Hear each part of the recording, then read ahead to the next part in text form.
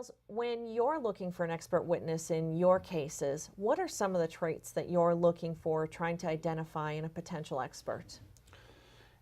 Usually I do the shopping for a client. Often clients expect me to know who to call, and I do because it's my job.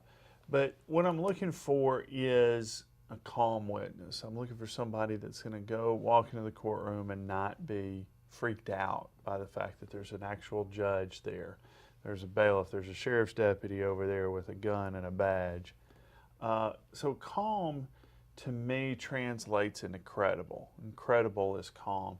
I also look for forensic accountants that can speak precisely. Not only their materials precise, but their language, their command of the language, the legal language that comes into it, as well as the financial language, and to be able to speak precisely, because the number one way to attack a forensic accountant on cross-examination is imprecise use of words.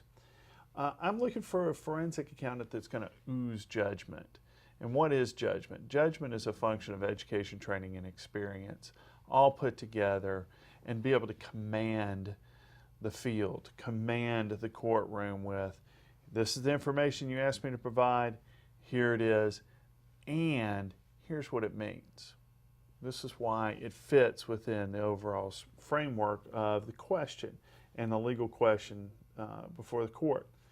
I'm looking for a forensic accountant or any expert witness that's going to be intentional, that's not fidgeting, that's not looking to add something to the program that I don't want.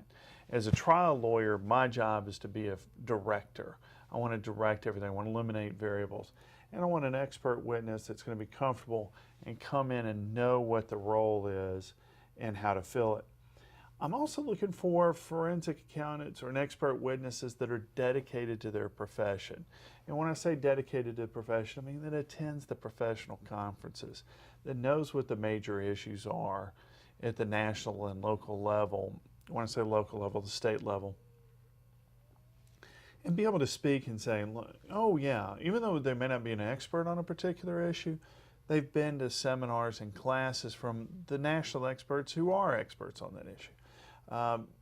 For example, we've got a forensic accountant a couple of cities over from us where the forensic accountant is an expert on Daubert.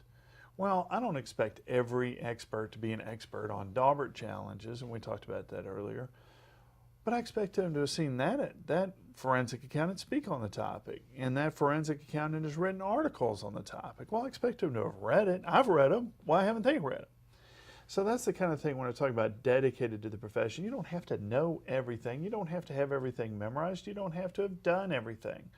But know what's out there. And the best place to learn what's out there is attending conferences.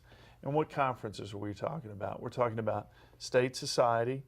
We're talking about, I guess you'd have the Wisconsin Society of CPAs, and they're going to have maybe a small conference in Wisconsin, maybe a large conference, where a day, 2 days, go and talk about nothing but forensic accounting issues. We have that in Tennessee. I've spoken at the Mississippi. And these are great conferences, a great way to meet people at the local level and figure out what's going on. But also at the national level, AICPA, NACVA, they've got conferences where they bring in some of the best speakers in the country. And what I enjoy doing when I go to those conferences is go to a session that I have no idea what the topic is. If I read a session topic and I have no idea what the topic's going to be because I just don't know, that's perfect. I'm all about that because I always learn from seeing something different. But another thing I'm looking for when I'm picking an expert witness and trying to get the right fit for a particular case, I want an expert witness that's independent. I want an expert witness that is not going to be questioned on bias, that they're buddies with me, that they're buddies with the client, that they've done work for the client before. And I see that time and time again where forensic accountants are being picked because they have a prior relationship with the client. That's a mistake in litigation. I am going to take, as a lawyer cross-examining that expert, I own them. If they have any kind of prior relationship with the client or the lawyer, I'm going to really delve into that. I'm going to try to take advantage of that. Even if nothing's there, I'm still going to try to take advantage of it because that's in my job description as an attorney. Take advantage of anything I get. So I'm going to look at all those different cost, no question. If my client can't afford the best forensic accountant in town, that's not going to happen. So we're going to mesh a lot of different factors and hopefully come up with somebody that makes sense.